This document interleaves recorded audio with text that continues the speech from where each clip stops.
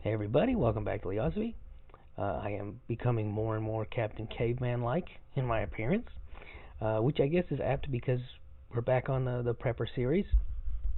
And this time I wanted to talk about something that I sort of glossed over the last time.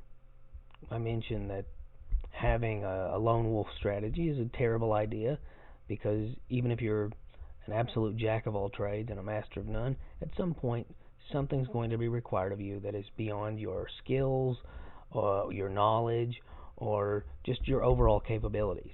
And so that's why it's extremely important to build something resembling a community. It doesn't have to be a biker gang or anything official. It doesn't have to have a corporate entity status. It doesn't need to have patches that you put on your jackets or anything of the sort. In fact, it's better if you don't have a name for it or a logo or anything remotely resembling that.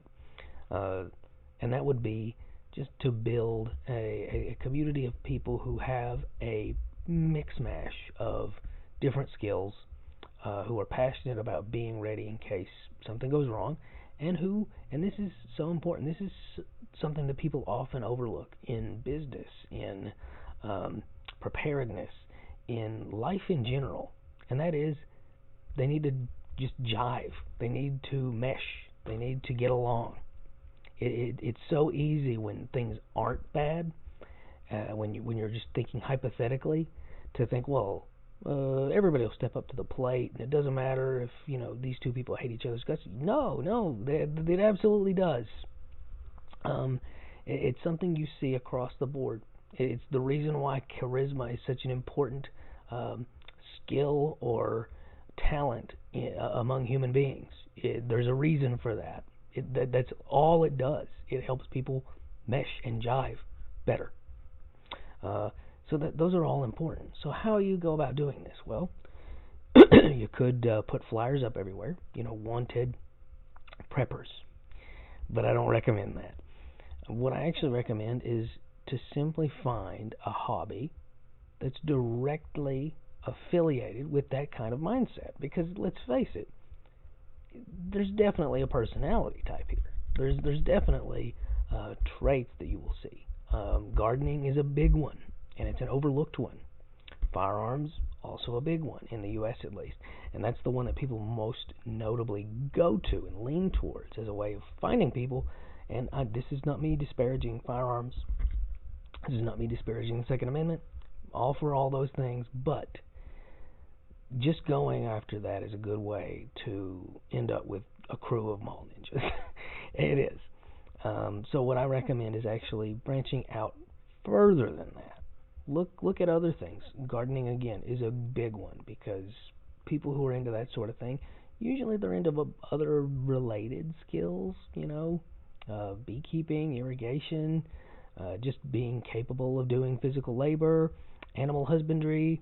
See how that works? They all kind of offshoot from that.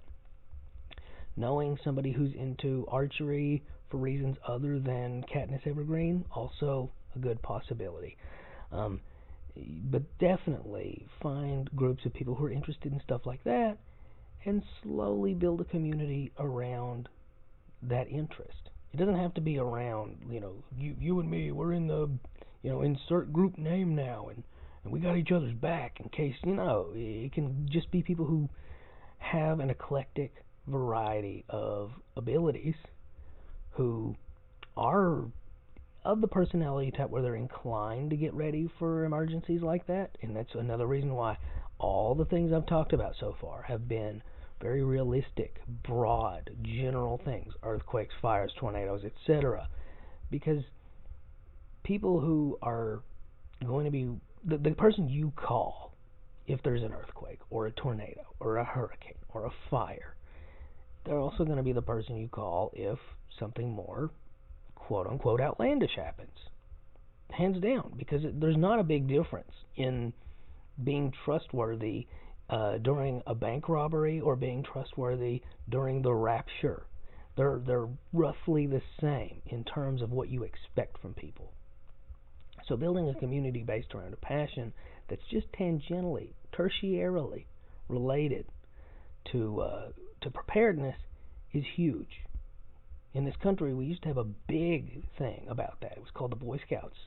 It still exist, and I actually know a few branches that still do exactly that. And I'm actually in awe of how eclectic the skills are that they teach. But for the most part, that's not the case. And so finding people who are interested in that sort of thing, you're going to have to look a little more outside the realm of just plain getting ready, just plain prepping, in quotes. So groups like that are great because you'll find like-minded people. You'll find people with similar views on how the world works. And more importantly, you'll find people who you enjoy their company and get along with. That matters. That's huge. Meshing with people is enormous. I can't stress that enough. So really, those are the things to look for regarding building a community. Is one, do I get along with this person? Two, is this person going to be in an emergency? And this is very important. It doesn't matter how much you like this person's sense of humor. Are they going to be an albatross around my neck, or are they going to help me get over insert obstacle here? If the answer is the former, you can still hang out with that person, but maybe don't rely on them. And if it's the latter, well, then you've got it. You're building that community. That's really how it works. And you see the same rules apply to business. It's amazing how similar they really are, which really kind of makes a lot of sense if you think about the way people who came to the New World had to survive. Well, those were businesses. These were companies that were created. They got loans from the crown. They came over. The whole point was to make more money abroad, growing tobacco or what have you, than anything they would have done domestically. That's how it worked. So it really was a business. And the way they survived the American wilderness is really similar. It mirrors what you're looking for in a survival situation. So, long story short, building a group of people, they need to have diverse talents, diverse skills. They can absolutely have diverse views on things. It doesn't have to be 100% on the same page unless you're trying to start a cult. But more importantly, they have to be able to get along with each other, and they have to be on the same page at least when it comes to taking action and being able to rely on each other. That's really it. That's it in a nutshell. So, that's all I got for this particular episode. Like, share, subscribe. Keep asking questions. See you Sunday. Bye.